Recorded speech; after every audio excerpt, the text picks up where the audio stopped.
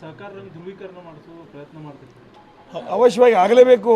ಒಂದು ವೇಳೆ ಸಹಕಾರ ರಂಗ ಧ್ರುವೀಕರಣ ಆಗದೇ ಹೋದರೆ ಈ ಬರುವಂಥ ಡಿ ಸಿ ಸಿ ಬ್ಯಾಂಕು ಮುಂದಿನ 5 ವರ್ಷಕ್ಕೆ ಡಿ ಸಿ ಬ್ಯಾಂಕ್ ಎಲೆಕ್ಷನ್ ಆಗೋದಿಲ್ಲ. ಯಾಕೆ ಬ್ಯಾಂಕೇ ಇರೋದಿಲ್ಲ ಅದು. ಮುಂದೆ ಬ್ಯಾಂಕ್ ಇದ್ರೇ ಎಲೆಕ್ಷನ್. ಈಗ ಅವರು 3-4 ತಿಂಗಳ ಹಿಂದಿಂದ ಅವರು ಪ್ರಚಾರ ಮಾಡಕತ್ತಾರೆ. 3-4 ತಿಂಗಳ ಹಿಂದಿಂದ ಪ್ರಚಾರ ಮಾಡಕತ್ತಾರೆ. ಮತ್ತು ಒಂದೊಂದು ಸೊಸೈಟಿಗೆ 1 ಲಕ್ಷ 2 ಲಕ್ಷ 3 ಲಕ್ಷ 4 ಲಕ್ಷ ಕೊಟ್ಟು ವೋಟ್ಗಳನ್ನ ಖರೀದಿ ಮಾಡಕತ್ತಾರೆ. ಇದು ಉದ್ದೇಶ ಏನು? ಇಷ್ಟೊಂದು ದೊಡ್ಡ. ಅದಕ್ಕೆ ನಾವು ಜಿಲ್ಲೆ ಎಲ್ಲ 15 ತಾಲೂಕಿನ ಜನರನ್ನ ವಿನಂತಿಯನ್ನು ಮಾಡ್ಕೊಳ್ತಾ ಇದ್ದೇನೆ. ಈ ಒಂದು ಚುನಾವಣೆ ಬಹಳ ಶ್ರೇಷ್ಠವಾಗಿದ್ದು, ಬಹಳ ಮಹತ್ವವಾಗಿದ್ದು.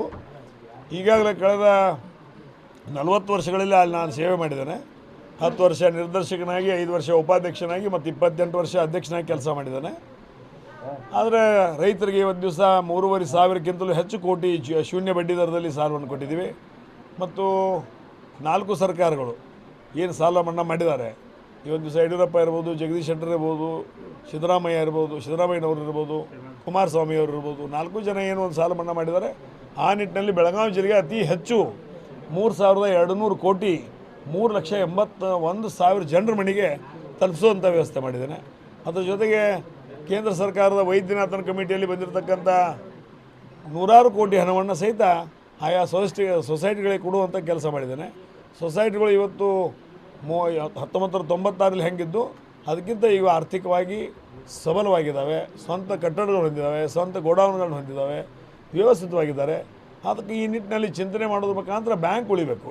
ಬ್ಯಾಂಕ್ ಉಳಿದ್ರೆ ಸೊಸೈಟಿ ಉಳಿತದೆ, ಸೊಸೈಟಿ ಉಳಿದ್ರೆ ಬ್ಯಾಂಕ್ ಉಳಿತದೆ. ಮತ್ತು ಈಗ ಹಣ ಕೊಟ್ಟು ಖರೀದಿ ಮಾಡಿದರೆ ಬ್ಯಾಂಕು ಉಳಿದಿಲ್ಲ, ಸೊಸೈಟಿನೂ ಉಳಿದಿಲ್ಲ. ಮತ್ತು ಮುಂದಿನ 5 ವರ್ಷ ಬಿಟ್ಟರೆ ಡಿ ಸಿ ಬ್ಯಾಂಕ್ ಎಲೆಕ್ಷನ್ ಬರೋದಿಲ್ಲ. ತೆಲ್ಲೇ ಕೆಡಿಸುವಂಗಿಲ್ಲ. ವೈಯಕ್ತಿಕವಾಗಿ ಟಾರ್ಗೆಟ್ ಮಾಡಿದ್ರು ಅಂತ ಅನ್ಸುತ್ತೆ.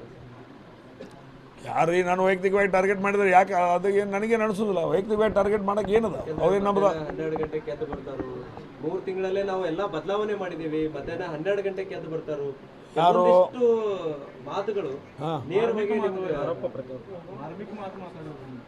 ಅಲ್ಲ, ನನಗೆ ಇನ್ನೂ ಗೊತ್ತಾಗ್ತಾ ಇಲ್ಲ. ಯಾಕಂದ್ರೆ ಮುಂಜಾನೆ ನಾನು 4:45ಕ್ಕೆ ಎದ್ದು 6 ಕಿಲೋಮೀಟ್ರ್ ವಾಕಿಂಗ್ ಮಾಡಿ 6 ಗಂಟೆಗೆ ಬಂದು ಜ್ಯೂಸ್ ಕುಡಿದು ಪೇಪರ್ ಓದಿ ಸರಸರ ಸ್ನಾನ ಮುಗಿಸ್ಕೊಂಡು ಹಣ್ಣು ತಿಂದು 8 ಗಂಟೆಗೆ ಜನಸೇವೆಗೆ ನಾನು ರೆಡಿ ಇರ್ತಾನೆ. ಬಟ್ ಅದು ಯಾರ ಮ್ಯಾಗ ಆಶೆ ಅಂದವ್ರು ನಂಗೆ ಗೊತ್ತಾಗ್ತಾ ಇಲ್ಲ. ಅದು ಬಿಡಿಸಿ ಹೇಳಿದ್ರೆ ಉತ್ತರ ಕೊಡ್ಬೋದು. ವೈಯಕ್ತಿಕ ಟಾರ್ಗೆಟ್ ಮಾಡುವಂಥದ್ದು ಹೊಲ ಮಣಿ ನ್ಯಾಯ ರೊಕ್ಕ ರೂಪಾಯಿ ನಮ್ಮದೇನು ವ್ಯವಹಾರ ಇಲ್ಲ. ಅವ್ರ ಜೊತೆ ಏನೂ ವ್ಯವಹಾರ ಇಲ್ಲ. ರಾಜಕೀಯವಾಗಿ ಕೆಲವೊಂದು ವಿಷಯಗಳಲ್ಲಿ ನಾವು ಅವ್ರಿಗೆ ಹೆಲ್ಪ್ ಮಾಡಿದ್ದೀವಿ. ಹಿಂದಿನ ದಿನಮಾನಗಳಲ್ಲಿ ಅವರು ಕೆಲವೊಂದು ವಿಷಯಗಳಲ್ಲಿ ನಮಗೆ ಹೆಲ್ಪ್ ಮಾಡಿದರು. ಅದನ್ನು ಬಿಟ್ಟರೆ ಮತ್ತೇನು ಸಂಬಂಧ ಇದಕ್ಕಿಲ್ಲ. ನಮ್ಮ ಅಣ್ಣ ತೀರಿ ಹೋದ ನಂತರ ಏನೋ ಅವ್ರದ್ದು ಒಂದು ಬದಲಾವಣೆ ಕಾಣಲಾರ್ದ ಕೈಗಳು ಕೆಲಸ ಮಾಡೋದು ನನ್ನ ಗಮನಕ್ಕೆ ಬಂತು. ಅದಕ್ಕೊಂದು ಏನು ನಿರ್ಣಯ ಮಾಡಬೇಕು ಅನ್ನುವಂಥ ಮಾತನ್ನು ನಾನು ತಗೊಂಡು ಆ ಪ್ರಕಾರ ನಿರ್ಣಯ ಮಾಡಿ ಮುಂದುವರಿತಾ ಇದ್ದೀನಿ. ಕ್ಷಣ ಕ್ಷಣದ ಸುದ್ದಿಗಳಿಗಾಗಿ ಫ್ರೀಡಂ ಟಿವಿ ಸಬ್ಸ್ಕ್ರೈಬ್ ಮಾಡಿ, ಲೈಕ್ ಮಾಡಿ ಹಾಗೂ ಫಾಲೋ ಮಾಡಿ. ಹೊಸ ಸುದ್ದಿಗಳ ನೋಟಿಫಿಕೇಶನ್ಗಾಗಿ ಬೆಲ್ ಐಕಾನ್ ಮೇಲೆ ಕ್ಲಿಕ್ ಮಾಡಿ.